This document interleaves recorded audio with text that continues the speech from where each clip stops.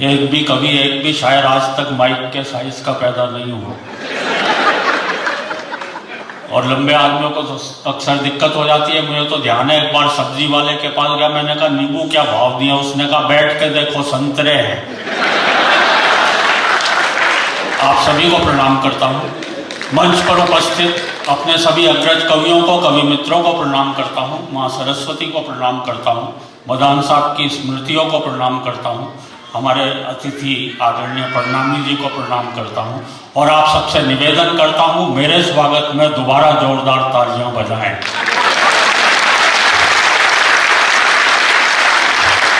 तालियां इसलिए बजवा रहा हूँ क्योंकि बाद में भरोसा नहीं। एक दो छोटी छोटी कविताएं मैं भी आपको सुनाऊंगा, पसंद आएंगी ठीक है, नहीं तो 3-4 और सुनाऊंगा। बहुत मन से आप लोग सुन रहे हैं, बहुत बहुत साधुवाद देता हूं आपको। अभी भाई अखबार का जिक्र कर रहे थे, वाकई में खबरें किस तरह से हमें हंसा देती हैं। कभी कभी अकेली खबर आनंद देती। मुझे ध्यान है एक दिन एक अखबार में खबर छपी, एक महिला खिलाड़ी का अपहरण। नीचे ब्रैकेट में लिखा हुआ था हमारे विशेष संवाददाता द्वारा।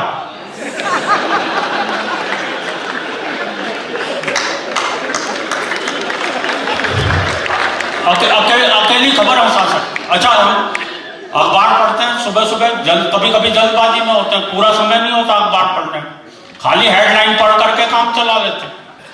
कभी कभी 2 हेडलाइनों को, 2 समाचारों को आपस में मिलाकर पढ़ लो तो भी एक नई बात पैदा होती है। मुझे ध्यान है एक दिन एक अखबार में खबर छपी कि कई मंत्रियों को एयर इंडिया के खाने से शिकायत। बगल में ही खबर छपी हुई थी, भारत हालैंड से गोबर का आयात करेगा।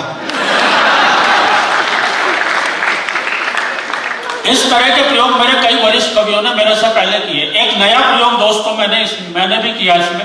एक दिन मैं अखबार पढ़ता हुआ सड़क के किनारे खड़ा हुआ था। मैंने देखा दीवारों पर तरह तरह के नारे लिखे हैं। रेलों में, बसों में, ट्रकों में तरह तरह के वाक्य लिखे रहते हैं। मैंने एक अखबार की खबर पढ़ ली, दूसरी सड़क के किनारे लिखी वो बात। अखबार पढ़ रहा था अखबार। अच्छा, ये बिल्कुल सच्ची घटना आपको बताता हूँ। 2 साल पहले की 16 नवंबर की घटना है। उस दिन मेरे यहाँ, मैं दिल्ली से आपके बीच में आया हूँ, मेरे यहाँ दिल्ली शहर में इतनी शादियां थी। एक ही दिन में एक ही शहर में 35,000 शादियां। अच्छा, संयोग देखिए, उसी दिन हमारे देश में बकरा ईद भी थी।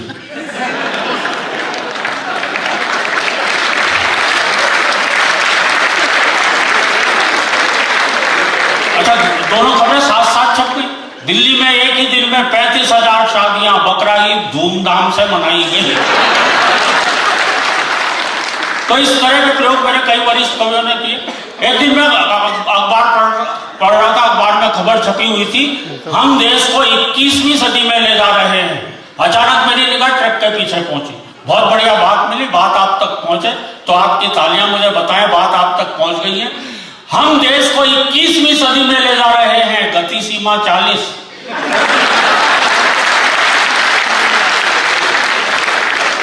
हम सन 2000 ईस्वी में 1 अरब हो गए, ठहरिए आगे खतरनाक मोड़ है। और अगले जोड़े पर फिर आपका ध्यान चाहता हूं, 5 आतंकवादी अपने बम विस्फोट से खुद ही मरे। आत्मनिर्भरता ही सफलता की कुंजी है।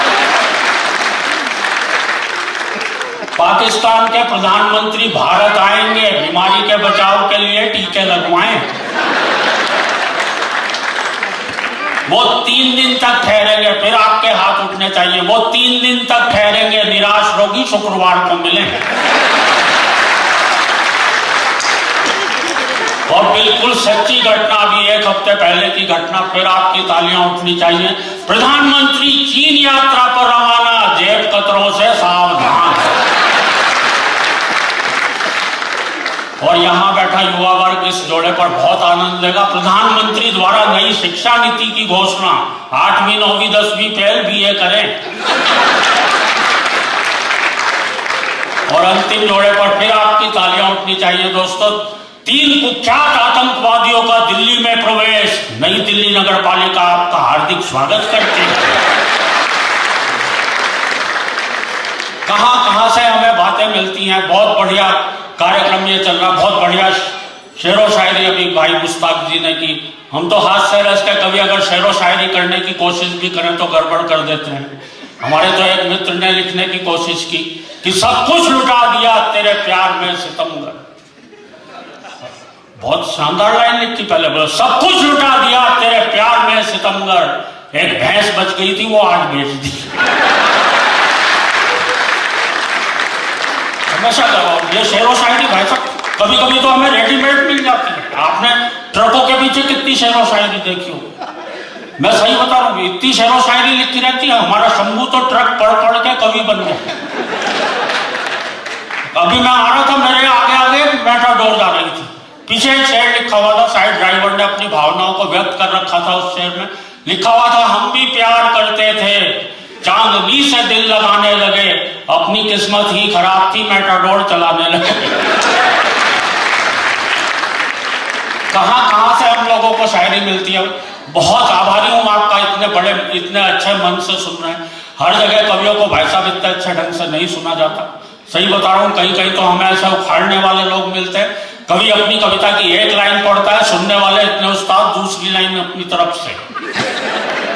बिल्कुल सच्चा किस्सा बता रहा हूं। दिल्ली में मेरे पड़ोस में एक कवि सम्मेलन चल रहा था। एक नए कवि आए, आते ही उन्होंने कविता की एक लाइन पढ़ी, बोले मेरी मम्मी ने कुत्ते का एक पिल्ला पाला।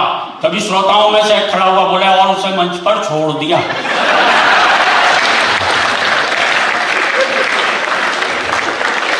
ये तालियां बजाने वाली बात नहीं थी,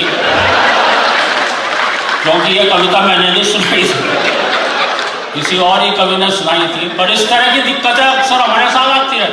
हमारे गीतकार गीत पढ़ने खड़े हुए, धरा बेच देंगे, धन बेच देंगे। तभी एक खड़ा हो गया, बोले भैया ये बता दे फिर कहाँ रहेंगे जब सारी चीजें बेच दोगे। और अभी तो संपत भाई में पिछले दिनों जेल में गए। बधाई हो आपको। बधाई नहीं हुआ, कवि सम्मेलन था। और एक बहुत बारीक बात आप तक पहुंचा रहा हूं, बात आप तक पहुंचे तो मुझे बताना। जेलर महोदय ने कवि सम्मेलन करवाया था और ये सोच के करवाया था कि शायद कैदियों की सजा में थोड़ी बहुत कमी रह गई है।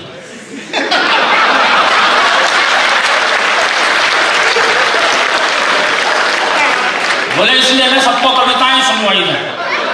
अच्छा, नीचे सारे कैदी बैठे हुए लाइन लगा कर, एक कवि आए वीर रस के थे, बड़ी जोर से चीखते हुए बोले आदमी यूं हालातों में जकड़ा ना जाता, आदमी यूं हालातों में जकड़ा ना जाता। नीचे एक चोर कैदी बैठा था, बोला भैया कुत्ते की पूंछ ना दबती तो मैं पकड़ा ना जाता।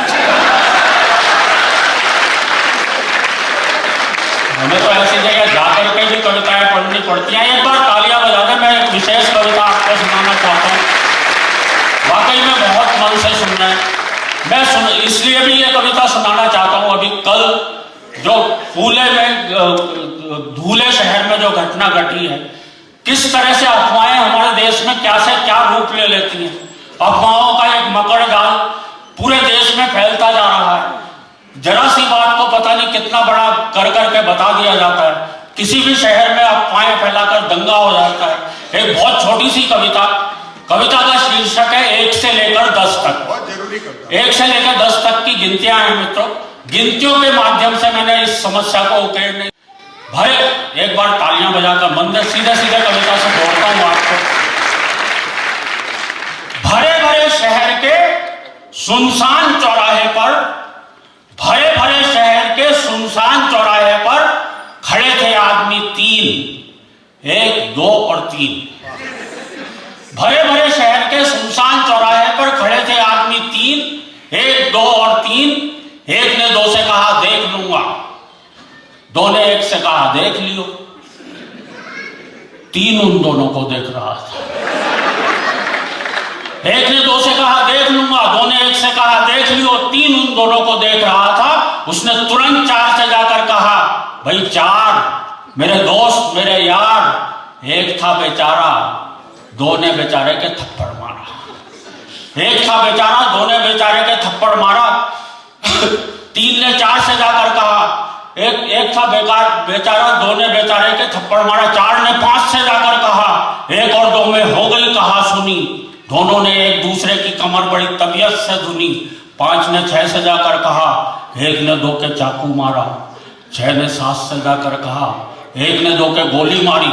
सात ने आठ से जाकर कहा, एक ने 2 के गोली मारी, 2 ने 1 के गोली मारी, वहां खड़े 3, 4, 5, 6 घायल हो गए।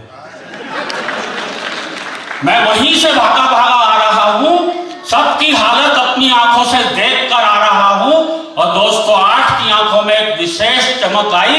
उसने 9 से सिर्फ इतना कहा, एक हिंदू था, 2 मुसलमान। इस बात पर शहर का एक एक मकान ना रहा, बस बन गया था कान।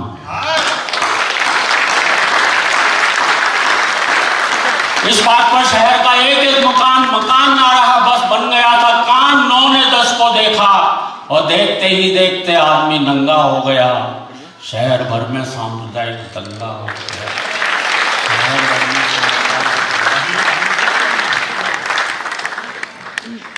बहुत मन से सुना आपने, बहुत बहुत आभारी हूं आपका। एक कविता का आदेश मेरे भाई संपत जी दे रहे हैं। बहुत अच्छे कवि, इतने बड़े बड़े शायर आदरणीय राहत इंदौरी जी जैसे शायर यहाँ पर बुलाए गए हैं। आज आपने कोई वीर रस का कवि नहीं बुलाया, ये बहुत अच्छी बात है। वरना वीर रस का कवि आता तो वो सबसे पहले क्या करता, आते ही सीधे पाकिस्तान को मंच से निपटाता। सही बता। अच्छा, हमारी देशभक्ति भी ऐसी है जो पाकिस्तान के अलावा और किसी देश के खिलाफ जागती नहीं। मेरे तो एक दोस्त बहुत बढ़िया बात कह गए, बोले यार अगर ये पाकिस्तान नहीं होता तो हम लोग देशभक्त भी होते कि नहीं होते।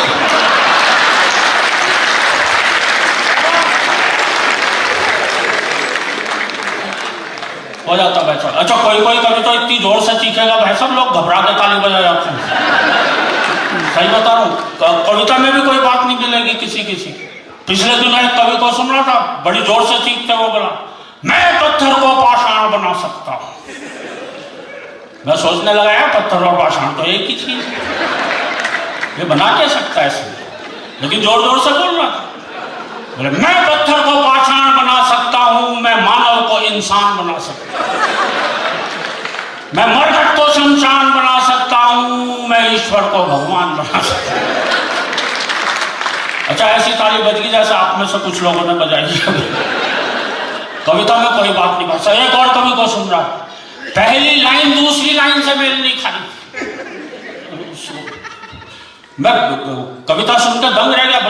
बोले खाली खाली डीजल टंकी, तेल चाहिए। अच्छा, ऐसा हाथ भी उठा देते हैं ऊपर तक। खाली खाली डीजल टंकी, तेल चाहिए, आज मेरे देश को पटेल चाहिए। अच्छा, मैं बहुत देर तक सोचता रहा यार ये तेल का पटेल जी से क्या, लेकिन उसे पता था पटेल जी पे ताली आएगी, इसलिए कहीं से तेल लेके आया। सुना जाता भाई। अच्छा, हुआ क्या, मैं जो कविता आपको सुनाना चाहता हूँ मित्रों, जिन दिनों कारगिल में लड़ाई छिड़ी हुई थी, अच्छा जब लड़ाई छिड़ती है, युद्ध होता तो जनता में जोश आ जाता है, जो अब मेरे मोहल्ले वालों को भी जोश आया। अब उस जोश को कहाँ निकालें, उन्होंने सोचा एक वीर रस का कवि सम्मेलन करवाते हैं।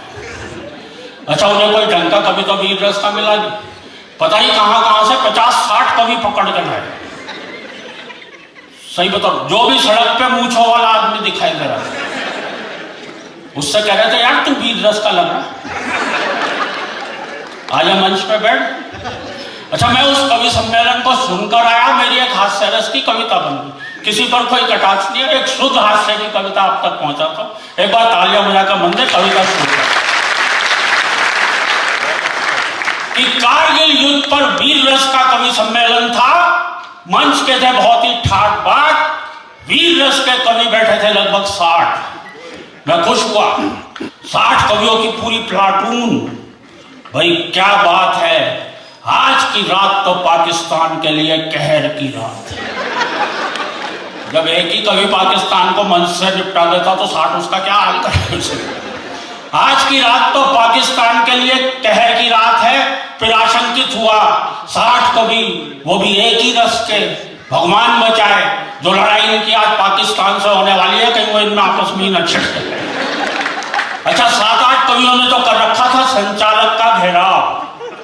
आ जाओ भाई साहब, लठ हाथ में लेकर अच्छा मैंने उससे कहा, मैंने कहा भाई साहब बैठ जाऊं क्या?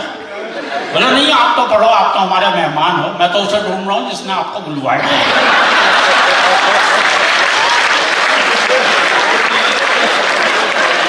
मैं यहाँ तो ये भी नहीं कह सकता मदान साहब ने हमें, वो मुझे ध्यान नहीं रहता मैं कहाँ था कविता में। 7-8 कवियों ने तो कर रखा था संचालक का घेराव। एक कवि बोला देते हुए मूंछों को ताव, पहले कविता पढ़ने मैं जाऊंगा, क्योंकि शुरू में ही यदि किसी और कवि ने पाकिस्तान निपटा दिया तो मैं क्या बाद में झुंझुना लगाऊंगा। पर कवियों ने श्रोताओं में ऐसा जोश भर दिया कि पहले कवि की कविताओं की बमबारी ने ही पाकिस्तान को अधमरा कर दिया। पूरा मंच बन गया था बंकर, सभी कोसने लगे पाकिस्तान को जमकर। पर एक कवि अभी भी पुराने जमाने के नशे में झूम रहा था, मिसाइलों के युग में पाकिस्तान के खिलाफ तलवार लिए हुए घूम। बोले कहाँ है पाकिस्तान से? अभी वो एक ने तो बहुत रुचि छोड़ी भाई साहब। उन दिनों परवेज मुशर्रफ पाकिस्तान के सेनाध्यक्ष थे। अच्छा उसने तो इतनी ऊंची छोड़ी, बोले ए मुशर्रफ, हम तेरे पेट में राणा सांगा की तलवार घोंप देंगे। अच्छा मैं चौंका, मैंने कहा राणा सांगा की तलवार 400 साल पुरानी। बोले कुछ नहीं यार, उसकी धार से मरेगा तो मरेगा, नहीं तो साला सेप्टिक से तो मरी।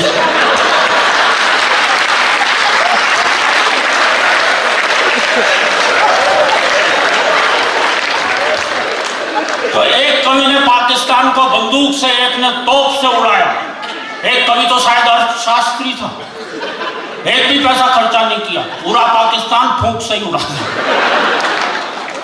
अच्छा अब जो कवि आया उसने अपना एक हाथ कमर पर लगाया इस तरह से, एक हाथ एक दिशा में उंगली करके उठाया इस तरह से और जोर से चिल्लाया, सुन ले पाकिस्तान सुन ले, सुन ले पाकिस्तान सुन ले। और अगली पंक्ति पर आपका आशीर्वाद चाहता हूं। मैं चकराया, अबे ये क्या क्लेश है, जिस दिशा में यार ये कभी उंगली उठा रहा है उस दिशा में तो बांग्लादेश।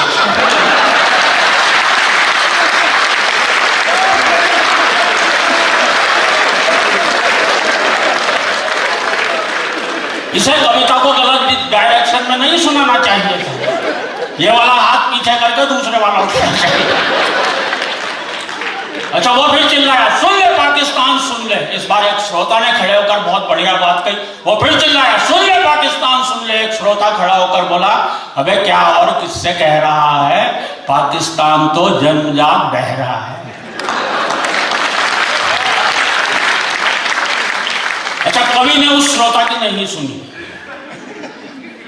और इस बार वाक्य बदला, इस्लामाबाद अगर मेरी आवाज सुन रहा हो तो सुन,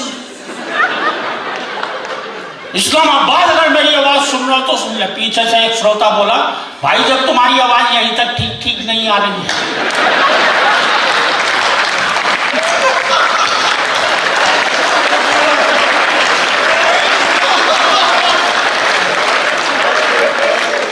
तो इस्लामाबाद तक कैसे जाएगी? वीर रस का अब जो कवि आया भाई साहब बता रहा हूं, वो होगा करीब 15 किलो का।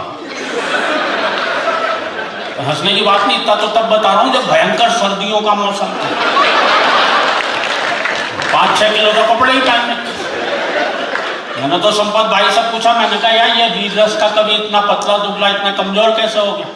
तो ये बोला ऐसा इसलिए हो गया क्योंकि ये हर समय फूकता ही रहता है, इतना नुकसान ये अपनी कविता से पाकिस्तान का नहीं कर पा रहा जितना अपने शरीर का कर रखा है।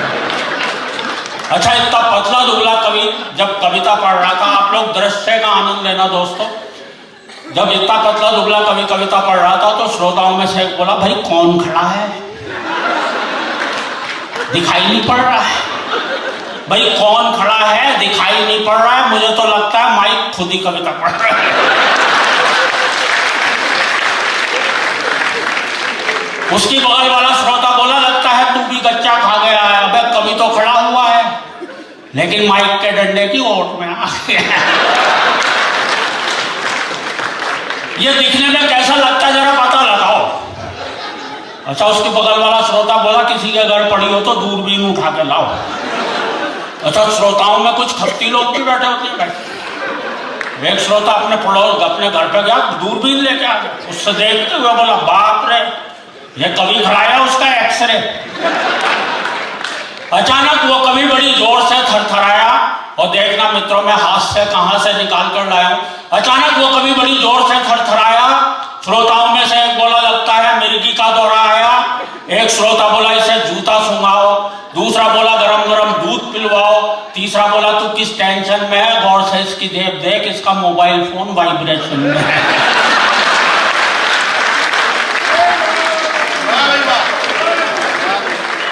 और मित्रों वीर रस का अब जो कवि आया वो रामलीला वाले अंदाज में, जितना वो अपनी कविता में पाकिस्तान की तरफ बढ़ता जा रहा था उतना ही माइक से पीछे हटता आते ही चिल्लाया, अब की बार युद्ध हुआ तो हम झंडा फहराएंगे सीधे इस्लामाबाद पर। ये वीर रस के कवि जेब में झंडे लेके घूमते हैं, जहां मर्जी आए वहीं फहरा देते हैं। अब की बार युद्ध हुआ तो हम झंडा फहराएंगे सीधे इस्लामाबाद पर। इस तरह से कई कवियों के हाथ हवा में जोर जोर से लहराए और उन्होंने क्रम से लाहौर, कराची, सियालकोट, सरगोदा, हड़प्पा, गिलगित, मुल्तान तक में झंडे फहराए। और अगली पंक्ति पर आपके हाथ उठने चाहिए। और 1 घंटे में श्रोताओं में पैदा ऐसा जज्बा कर दिया कि मंच से ही 4 कवियों ने पाकिस्तान के 47 शहरों पर कब्जा किया।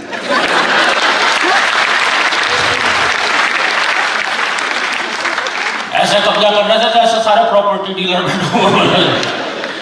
अच्छा अब अगले कवि की घबरा रही थी आपने, क्योंकि 5 कवि अब तक कर चुके थे पाकिस्तान का खात्मा, पर वो मेरा दोस्त निकला, मंच से उतर के मेरे पास आया, मुझसे बोला यार अजनबी क्या करूं कहां जाऊं, इन कवियों ने पाकिस्तान का एक भी शहर नहीं छोड़ा है।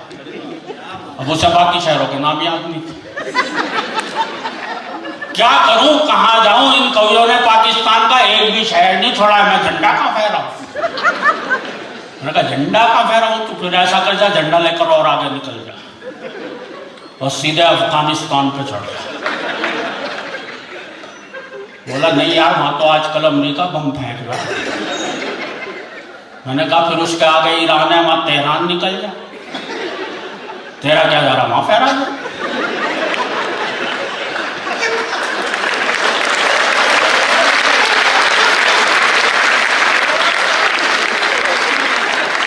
वो बोला यार तेहरान तो क्या, उसके आगे इराक है, वहां बगदाद, उसके आगे सीरिया है, वहां दमिश्क। एक बार मेरे भौगोलिक ज्ञान पे तालियां बजी।